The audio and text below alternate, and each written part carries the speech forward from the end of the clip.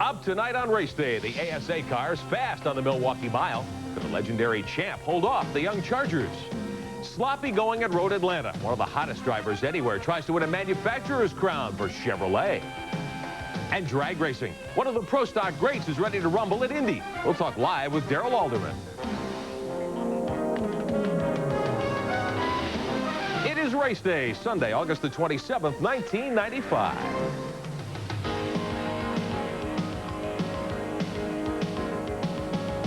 Welcome to Race Day. I'm Rick Benjamin. Plenty of racing action. Stock car stars charging hard today. We've got a lot ahead for you in the next 30 minutes, so hang on. We begin in Milwaukee, where the ASA stock car stars ran one of their toughest events of the year. 150 laps on the flat and fast Milwaukee Mile. Brian Reffner, the point leader, coming off his first series win ever last week. And in front of him today, two legends, Bob Seneker and Mike Eddy, ready to slug it out. TNN's Brian Drebber says in the end, it was a first-time winner who cashed in big. The American Speed Association visited America's legendary oval, the Milwaukee Mile, this weekend for the Badgerland 150.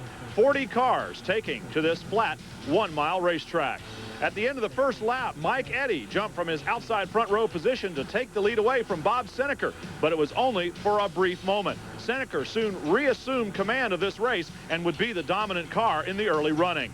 A mid-race caution brought out by Glenn Allen Jr. in the number 15 CarQuest Eaglewood Pontiac. He gets back underway, and after this caution flag that he caused himself, began a march towards the front. Late in the race, he would be in third position and heading towards the leaders. A few laps later, he's battling for second behind leader Tony Raines in the number 87 car. Alongside Bob Seneker, and with the inside position, he soon assumes the runner-up spot with only Raines in front. And then, late in the race, takes the lead from Tony Raines and heads towards the checkered flag. But coming up behind with a last lap challenge would be Mike Eddy. These two on fresh tires. Glenn Allen Jr. wins the drag race to the finish line over the veteran driver Mike Eddy, followed by number 87 Tony Raines, Bob Seneker for fourth, and Brian Reffner, the points leader, finishing fifth.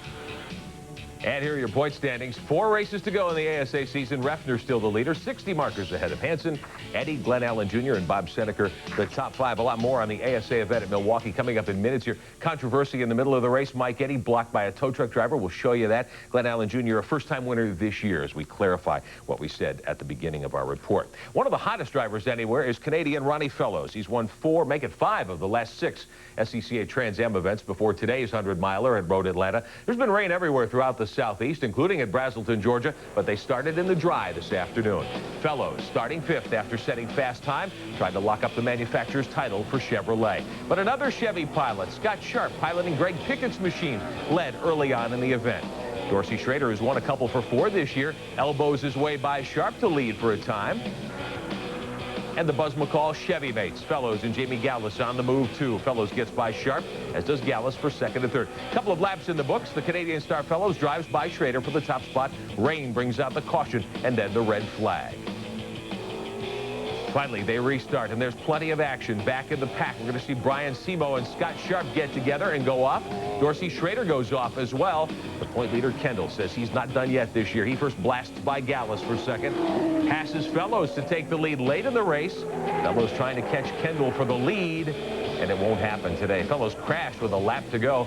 Winner of 5 of the last 6 Trans Ams, credited with 11th. Kendall wins today over Gallus, Boris Said in third, Schrader and Scott Sharp.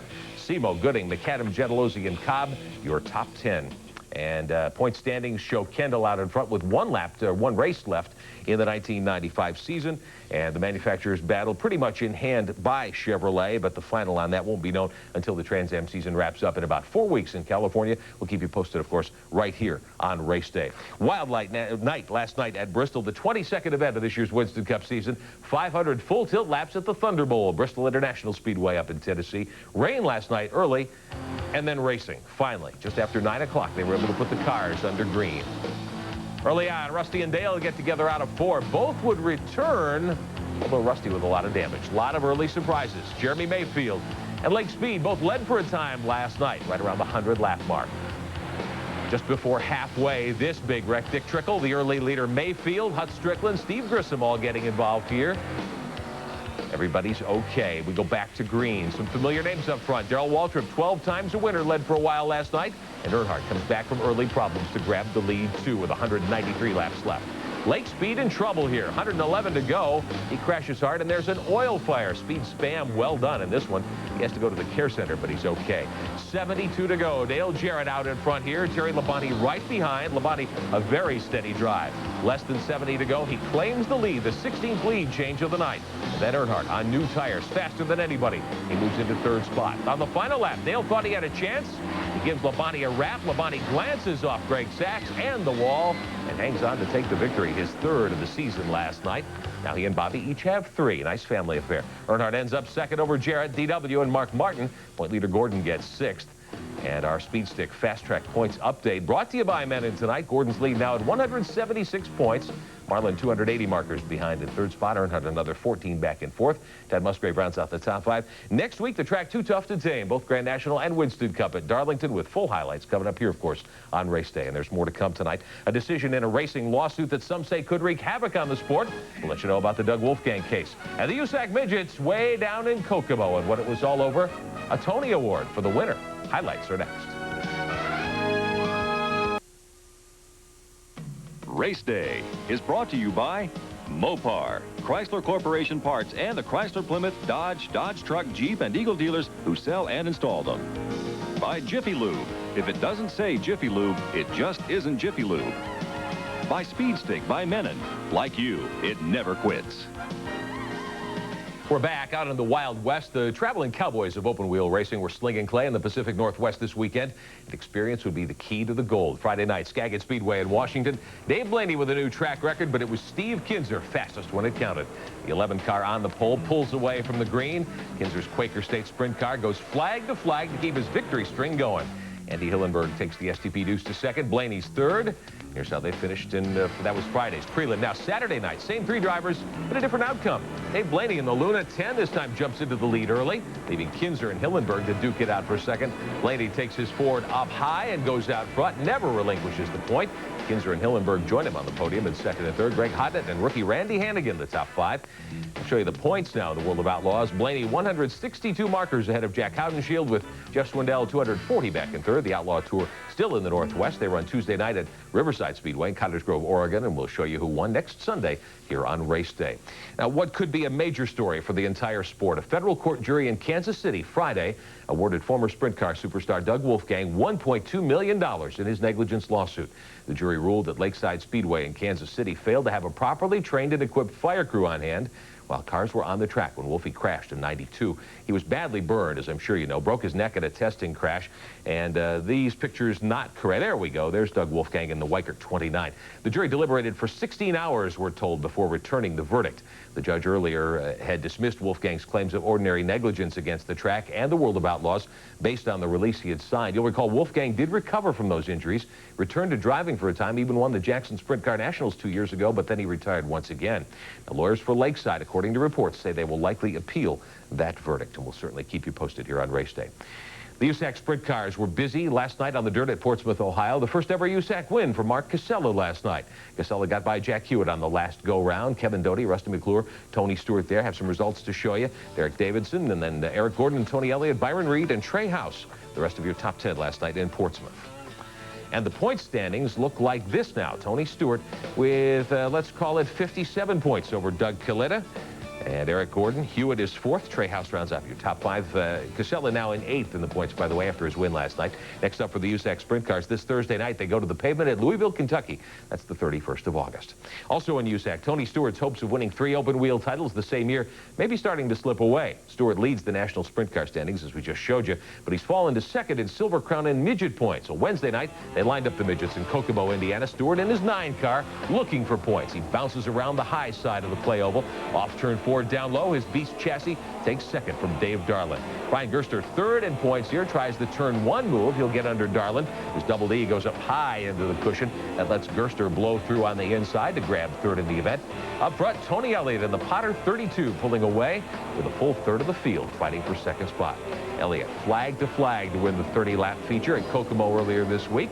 Taking the checkered flag nicely there. Gerster holds off Darlin for 3rd spot. Kenny Irwin Jr., after last week's double at Springfield, grabs 5th.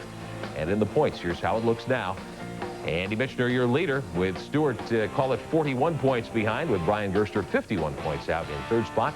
USAC Midgets go back to work on the 10th of September for the Hot 100, one of the classics at the Terre Haute Action Track in Indiana. Of course, we'll keep you posted on how that one pans out. From the dirt to the salt now. The Bonneville Salt Flats has long been the nation's #1 high-speed mecca. Those who thirst for speed back to Bonneville right now hunting records. John Davignon reports for us that one veteran record holder is back, hoping to rewrite the record books. Attract a different kind of racer.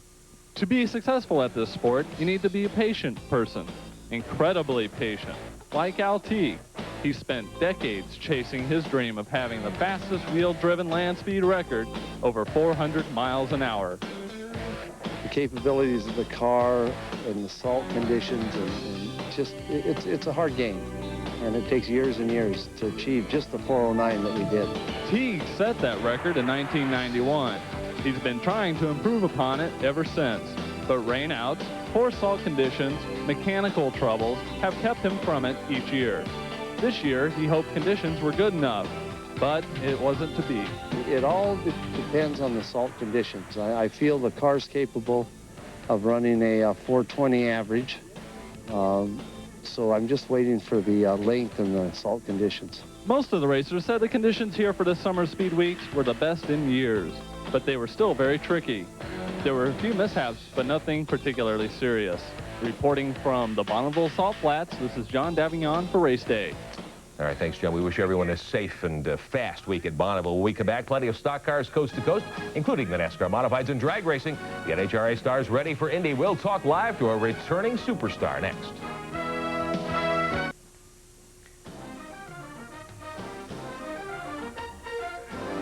Welcome back. Biggest race of the NHRA season coming up this weekend, the U.S. Nationals at Indianapolis. And a very familiar pro stock face. Former winner there is due back in the saddle. Darrell Alderman, who drives one of the Wayne County Speed Shop Dodges, with us live. Welcome. Good to have you here. Thanks for having me. You and Scott Jeffrey have certainly had a tough year, that well-publicized incident at your shops when you lost all your engine blocks. You have new motors ready to go now? Well, the guys at Wayne County Speed Shop are working feverishly on a new engine configuration. It's a spread bore configuration and making more power than the old stuff, but it's detonating, and hopefully the guys at Wayne County will have the cars ready to go at U.S. Nationals. Scott and I have got our fingers crossed. It's been reported several times you were ready to come back a lot earlier this season. What happened? Well, like I said, this new spread bore engine configuration has taken a lot longer than the guys at Wayne County really thought it would, and they've got the engines making good power, as I said, but if they're detonating, they're not living. They've been breaking rods, and, you know, until they get the engines where they're not detonating, we can't come back. They haven't caught the people who did the damage to your motors. What about the rumors that it was an inside job, that you all were illegal and somebody wanted to trash the engines on purpose? Man, that's a laugh. I'm telling you, the guys at Wayne County they're a class bunch of guys, and, you know, I really can't even believe anyone would start a rumor like that. You're coming back from some personal problems. You spent 2 years away from the sport. How are you doing these days? I tell you, I'm doing just great. I'm working with my father in the construction business when I'm not racing, and, you know, and the only thing that's missing in my life right now is being back on the track. And that's coming up this weekend at Indianapolis. Boy, hopefully. Have you been testing yet? No, the guys are hoping that maybe we can test the middle of this week.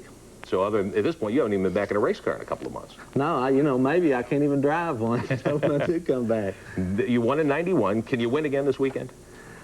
You know, coming back, you know, with this different configuration, I think these motors are peaking a lot higher than the old motors, different transmission ratios. You know, it'd be tough, really. Well, we'll wait and see what happens. We wish you well, Darrell Alderman, past champion in the NHRA series. Great to have you here. Wish you well at Indy this week. Thanks a lot. The Wayne County Dodgers will be back in business. Darrell with us live. Now, Darrell will join the rest of drag racing's top stars in Indianapolis for the U.S. Nationals this weekend. You'll see a lot of the action live for the first time ever here on TNN. Saturday, the drag bikes take center stage. The Wax Shop Pro Bike Dash, 5 o'clock Eastern Saturday. The Big Bud Shootout for the funny cars, 5 o'clock Sunday live here on TNN. Monday, the finals of the U.S. Nationals, first time ever, live at 4:30 Eastern, Labor Day Monday, September 4th. We'll see how Darrell Alderman does next week. If you love stock cars, come on back from the fridge. A busy week across the country from the heartland to the northeast. Race Day's Matt Yoakum takes us to the bull rings.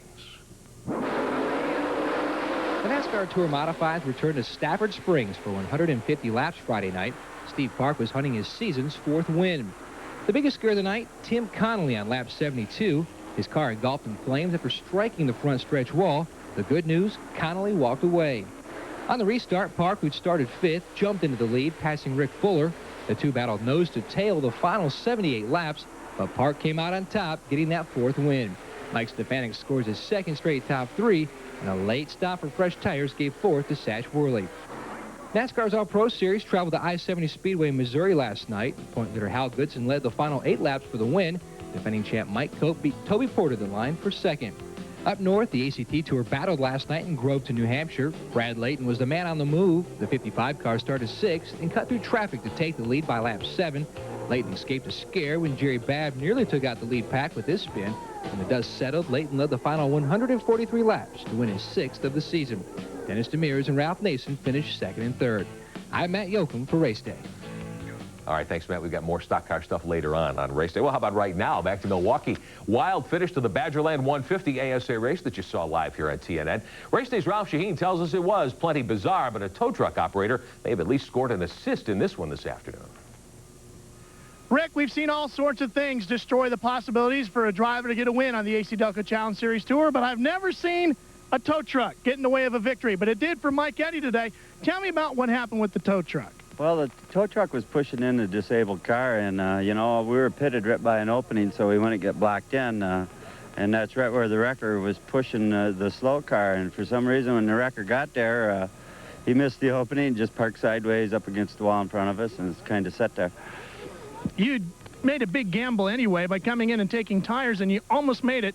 Tell me about the battle with Glenn Allen Jr. in the closing laps. Well, you know, me and Glenn had a pretty good race there at the end. He got a little loose down in 1 and enabled me to get inside of him just before the white flag lap. And, you know, we raced side by side and raced, you know, we were racing pretty hard. And things were getting a little tight going into 1, so I got out of his way and, you know, let him have the lead. And figured I'd have one more chance to get at him down there in 3 if I could get him in there too hard and get him loose. But he did a great job, won the race. Rick, the next time for the AC Delco Challenge Series Tour is at the Minnesota State Fairgrounds. That's not on TV, but the next race on TV is right here live on TNN from Calcana, Wisconsin. Mike Eddy debuted a brand new race car here today. Could be a winner at Calcana. All right, thanks, Ralph. We'll see how it plays out next week. Coming up, we'll check in on the SCCA's World Challenge drivers. 2 events this weekend at Road Atlanta, and we'll take you out west. Sprint cars without the wings. First-time winner last week. Does it the hard way this week. The SCRA when we come back.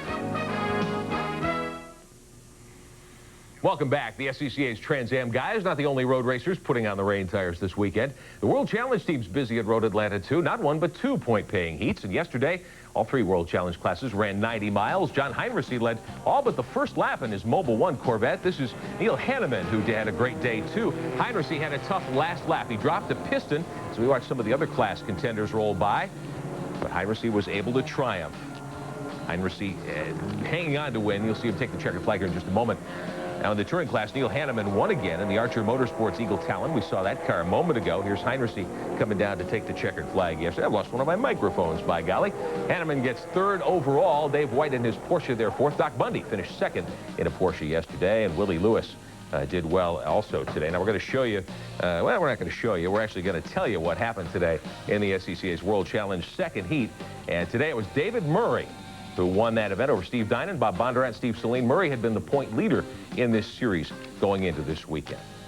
And out west, the SCRA stars were in Hanford, California. Now, last week we told you about Steve Ostling, who backed up his first ever SCRA victory by pulling off the double. Last night, going for 3 in a row, Ostling had the pole at King Speedway in Hanford, where he battles against the 59 of Mike Kirby, both swapping the lead back and forth. And on lap 4, Ostling slides high, nearly into the wall, but he recovers. Hanging on here. Now he bites the wheel, and look at this, up and over. Won't be 3 in a row for Ostling. 12 car with a wild tumble. Steve OK, though, back to green. The 50 car, the Tempe Tornado. That's Leland McSpadden running. Kirby hard for the top spot. McSpadden grabs the lead on lap 17. Rip Williams and Corey Kruzman try to stay close, but McSpadden picks up his 7th win of the year. Rip Williams grabs 2nd spot over Kruzman, the Flying Shoe, and Jimmy Sills taking 5th spot. We're not through yet this Sunday night. We'll check more motorcycles. The Pro Rally starts too. And as we head to break, here's what's ahead this week in motorsports on television. We are right back at you with more on Race Day.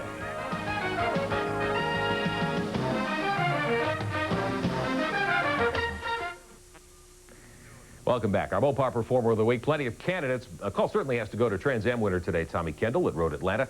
But our pick is Glenn Allen Jr., who rode to that tight win over Mike Eddy at the Milwaukee Mile. His first victory of the year. Tip of the helmet to Glenn Allen Jr., our Mopar Performer of the Week. The AMA Superbike's busy out at Sears Point today. The California Superbike Challenge to Miguel Duhamel over Mike Smith, Steve Crevier, Pascal Picotte, and Fred Merkel.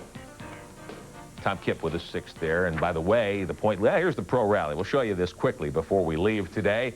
The Pro Rally teams in Bemidji, Minnesota. The points chase close. 2 races to go. Carl Merrill, we saw him in that Ford Escort, outpacing Jeffrey Penton and Rudy Merkel by a minute to win the open class. Paul Schwanier here in his Hyundai, the point leader over Jeffrey Becker.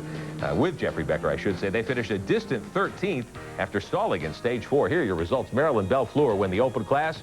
Bryan and Walden Group 2. Production GT to Landau. And Otaki won production. That's at Bemidji, Minnesota. Well, that is all the time we have on Race Day. And a reminder before we close, the first TNN Salute to Motorsports underway at Opryland through September 4th. Stop by and see that. Next week, great racing everywhere. It's Labor Day weekend. Enjoy the speed sport. We'll be here for you Sunday on Race Day. Race Day.